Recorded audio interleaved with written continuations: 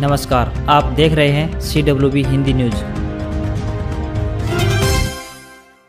विक्रम संवत 2077 शक संवत 1942 आज आश्विन मास के कृष्ण पक्ष की द्वादशी तिथि तदनुसार बुधवार 14 अक्टूबर 2020 हम अपने दर्शकों का CWB हिंदी न्यूज पर स्वागत करते हैं। आज का विचार, रास्ता भटकने के लिए आपके जीवन में कई विकल्प होंगे, लेकिन मंजिल तक पहुंचने के लिए केवल संकल्प ही पर्याप्त है। बढ़ती बेरोजगारी से परेशान युवाओं ने बेरोजगार युवा मंच के सदस्यों के साथ मिलकर समालखा SDM कार्यालय के बाहर जमकर प्रदर्शन किया और हरियाणा सरकार व केंद्र सरकार के खिलाफ मुर्दाबाद के नारे लगाए। युवाओं ने अपनी मांगों को लेकर SDM के न होने पर उनके स्टैंडों को मुख्यमंत्री के नाम मांग पत्र सौंपा, जिसमें कोरोना महामारी की आड़ में स्थायी भर्तियों पर लगाई गई रोक हटाने, खाली पड़े पदों पर तत्काल भर्ती की जाए, नौकरियों में ठेका प्रथा बंद की जाए, शिक्षा, रोडवेज व स्वास्थ्य विभाग आदि सरकारी विभागों का निजीकरण बंद किया जाए, सक्षम योजना पर लगाई गई 3 वर्ष कार्य अवधि को हटाकर न्यूनतम वेतन कम से कम 20,000 रुपए किया जाए। संबंधी मांगों को लेकर मांग पत्र सौंपा। उच्चतर शिक्षा विभाग की तर्ज पर अब कौशल विकास एवं औद्योगिक प्रशिक्षण विभाग ने भी ITI के दाखिला शेड्यूल बदल दिया है। बदले शेड्यूल के अनुसार अब 15 अक्टूबर तक पहली सूची की सीट कंफर्म की जाएगी। इसके उपरांत 16 अक्टूबर को खाली सीटों का विवरण दिया जाएगा। इसके उपरांत विद्यार्थी 16 से 18 अक्टूबर तक पोर्टल पर अपनी चॉइस बदलाव कर सकेंगे। दूसरी मेरिट सूची 20 अक्टूबर को जारी की जाएगी। 20 व 21 अक्टूबर को ऑनलाइन डॉक्यूमेंट वेरिफिकेशन करवाई जाएगी तथा 23 अक्टूबर तक ऑनलाइन फीस जमा करवाई जा सकेगी। इस उपरांत 20 से 25 अक्टूबर तक सीट कंफर्म करवाई जा सकेगी। हरियाणा के सिर पर सजा सर्वश्रेष्ठ पशुपालक राज्य का पुरस्कार। हरियाणा को वैश्विक कृषि पुरस्कार 2019 के तहत सर्वश्रेष्ठ पशुपालक राज्य का पुरस्कार मिला है। राज्य को यह पुरस्कार पशुपालन क्षेत्र और किसान की अर्थव्यवस्था के प्रदर्शन पर व्यापक सकारात्मक प्रभाव डालने वाली महत्वपूर्ण नीतिगत पहलुओं के तहत दिया गया है, जिसने कृषि क्षेत्र के विकास में मदद की है और लाखों किसानों के जीवन को प्रभावित किया है।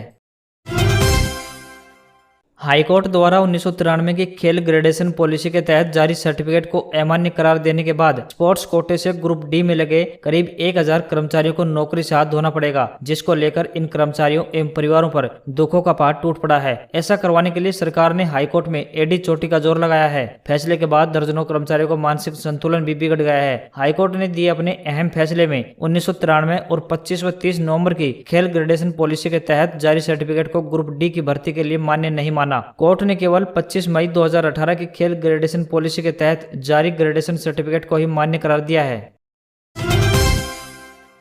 हरियाणा विधानसभा उस समय ऐतिहासिक पलों की गवाह बनी जब मुख्यमंत्री मनोहर लाल खट्टर ने विधानसभा परिसर में भगवान श्री कृष्ण के रथ और पवित्र भगवत गीता के चित्र का अनावरण किया। इसके अलावा उन्होंने विधानसभा की मासिक पत्रिका सदन संदेश का पहला संस्करण जारी किया और मौजूदा विधायकों के वाहनों पर लगाने के लिए झंडी भी लॉन्च की।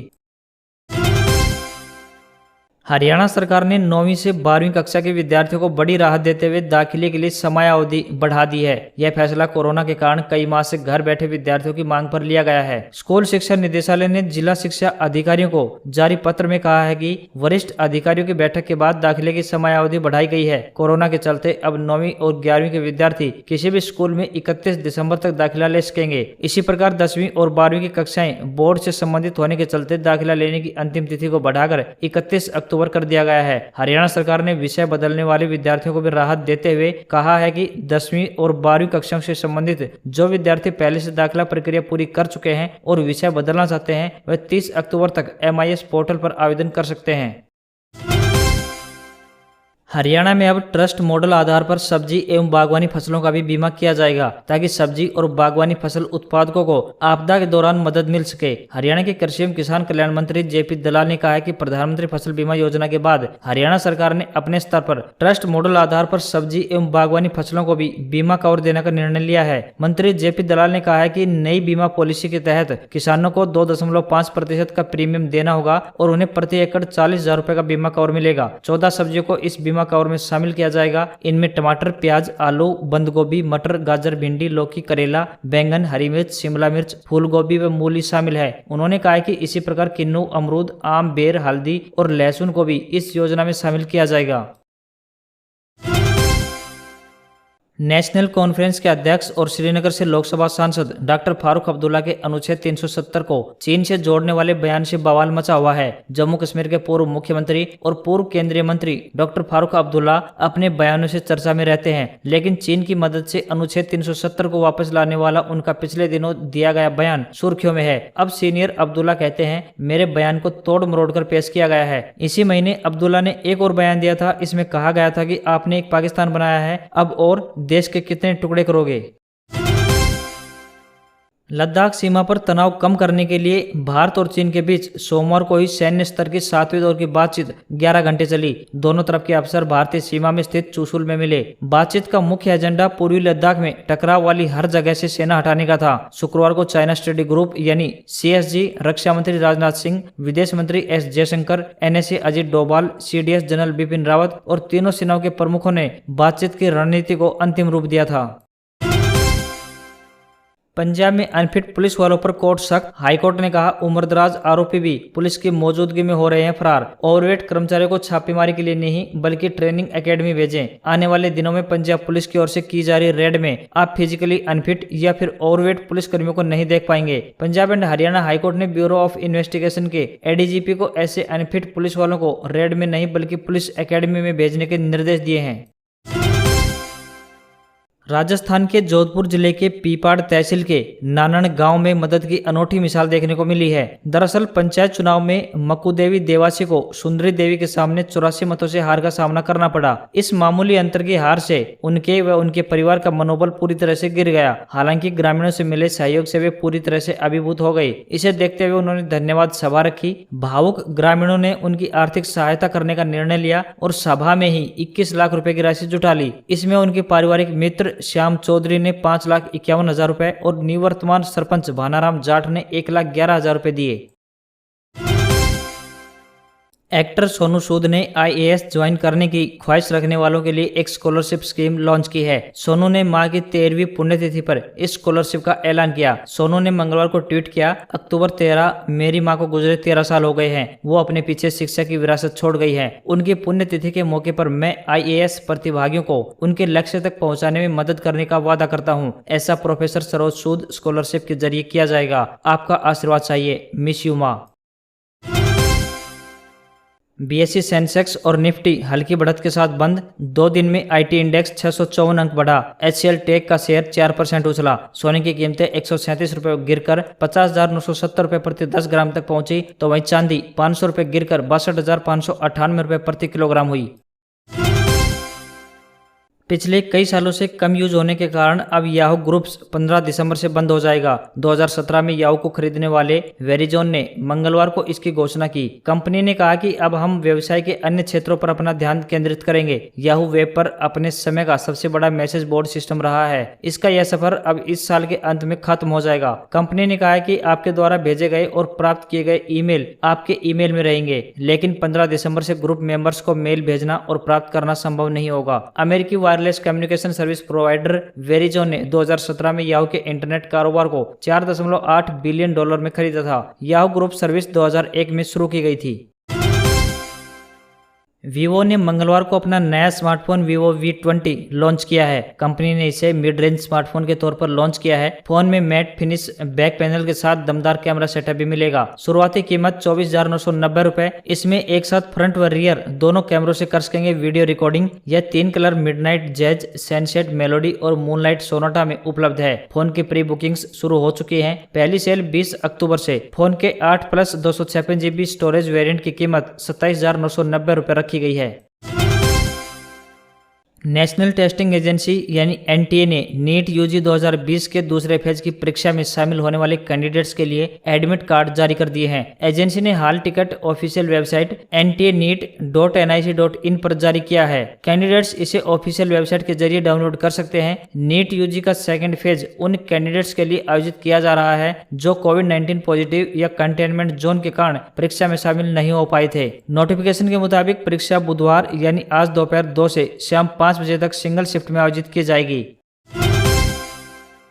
डिजिटल इंडिया का सपना पूरा करने की राह में आगे बढ़ते हुए केरल देश का पहला ऐसा राज्य बन गया है जिसके सभी सरकारी स्कूलों में हाईटेक क्लासेज हैं। इस बारे में खुद राज्य के मुख्यमंत्री पिनराई विजयन ने सोमवार को जानकारी देते हुए इसे गौरवपूर्ण उपलब्धि बताया। सीएम ने वीडियो कॉन्फ्रेंस के जरिए बताया कि राज्यों के बच्चों के लिए सभी क्लासेज इंटरनेशनल लेवल पर अपग्रेड करने के साथ ही हाईटेक IT लैब की स्थापना भी की गई है। इस योजना के तहत लैपटॉप, प्रोजेक्टर, वेबकैम और प्रिंटर के साथ ही 3 लाख से ज्यादा डिजिटल उपकरण उपलब्ध कराए गए हैं। विजय ने कहा कि केरल देश का ऐसा पहला राज्य बन गया है जिसके सभी सरकारी स्कूलों में बच्चे हाईटेक क्लासेज में पढ़ाई करेंगे। भारतीय रिजर्व बैंक यानी RBI ने असिस्टेंट मेंस 2019 की ऑनलाइन होने वाली परीक्षा का शेड्यूल जारी कर दिया है। जारी शेड्यूल के मुताबिक परीक्षा 22 नवंबर को आयोजित की जाएगी। इस बारे में बैंक ने ऑफिशियल वेबसाइट rbi.org.in पर एक नोटिफिकेशन भी अपलोड किया है। लॉकडाउन के मद्देनजर कैंडिडेट्स की तरफ से किए गए निवेदन को देखते हुए बैंक ने उम्मीदवारों को मुख्य परीक्षा के लिए केंद्र बदलने का मौका भी दिया है। इसके लिए जल्द ही एक लिंक एक्टिव किया जाएगा। पीपुल्स डेमोक्रेटिक पार्टी के चीफ और जम्मू कश्मीर के पूर्व मुख्यमंत्री महबूबा मुफ्ती को मंगलवार को हिरासत से रिहा कर दिया गया। जम्मू कश्मीर प्रशासन के प्रवक्ता रोहित कंसल ने इस बात की जानकारी दी है। महबूबा को पिछले साल अगस्त में कश्मीर से अनुच्छेद 370 हटाए जाने पर हिरासत में लिया गया था। महबूबा 1 साल 2 महीने और 9 दिन बाद हिरासत से रिहा हुई है, यानी कुल 436 दिन बाद। जम्मू कश्मीर से अनुच्छेद 370 हटाने से एक दिन पहले 4 अगस्त की रात को हिरासत में लिया गया था।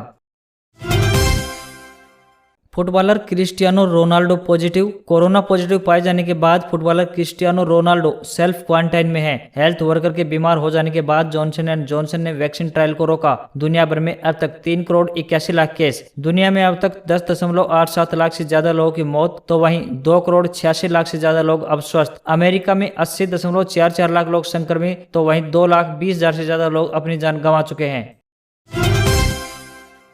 IPL के 13वें सीजन के 29वें मैच में चेन्नई सुपर किंग्स ने सनराइजर्स हैदराबाद को 20 रन से हरा दिया। सीजन में चेन्नई की यह 8 मैच में तीसरी जीत है। इसी के साथ टीम पॉइंट्स टेबल में 6वें नंबर पर पहुंच गई है। चेन्नई ने अब तक हैदराबाद को 14 मैच में 10वीं बार शिकस्त दी है। एप्पल ने iPhone 12 सीरीज लॉन्च की। कंपनी का दावा iPhone 12 मिनी दुनिया का सबसे पतला और हल्का स्मार्टफोन। पहली बार 5G कनेक्टिविटी के साथ आएगा iPhone। इसमें एल्यूमिनियम फ्रेम, फ्लैट एज यानी किनारे दिए गए हैं। इसका डिजाइन iPhone 11 की तुलना में ज्यादा स्लिम है। कंपनी का कहना है कि ये iPhone 11 से 11% पतला, 15% छोटा व 16% हल्का है। इसे ब्लैक, व्हाइट, ब्लू, रेड और ग्रीन के 5 कलर वेरिएंट में लॉन्च किया गया है। कंपनी का दावा है कि नेटवर्क की आइडल कंडीशन रहती है तब इसकी मैक्सिमम डाउनलोड स्पीड 4 Gbps तक रहेगी। फोन में 12 मेगापिक्सल के ड्यूअल रियर कैमरा दिए गए हैं। इनमें एक वाइड लेंस और दूसरा अल्ट्रा वाइड लेंस है। अल्ट्रा वाइड लेंस 120 डिग्री तक का एरिया कवर करता है। iPhone 12 की कीमत $799 करीब 58,600 रुपए रखी गई है, तो वहीं iPhone 12 मिनी की कीमत $699 करीब 51,300 रुपए रखी गई है। और अब बात आज के इतिहास की। भारत की महिला शासिका रजिया सुल्तान का निधन 14 अक्टूबर 1240 को हुआ था। दिल्ली भारत का मुगल बादशाह बहादुर शाह प्रथम का जन्म 14 अक्टूबर 1643 में हुआ। भारत के प्रसिद्ध क्रांतिकारी और गदर पार्टी के संस्थापक लाला हरदयाल का जन्म 14 अक्टूबर 1884 में हुआ। डॉक्टर भीमराव अम्बेडकर ने आज के दिन 1956 में अपने 3,85,000 अनुयायियों के साथ कोचांदा में बौद्ध धर्म स्वीकार किया और अपने समर्थकों को 22 बौद्ध प्रतिज्ञाओं का अनुसरण करने की सलाह दी। भारत के अंतर्राष्ट्रीय क्रिकेट खिलाड़ी गौतम गंभीर का जन्म 14 अक्टूबर 1981 में हुआ। और अंत में राजधानी दिल्ली में चल रहे 19वें राष्ट्रमंडल खेलों का समापन आज के दिन सन 2010 में हुआ।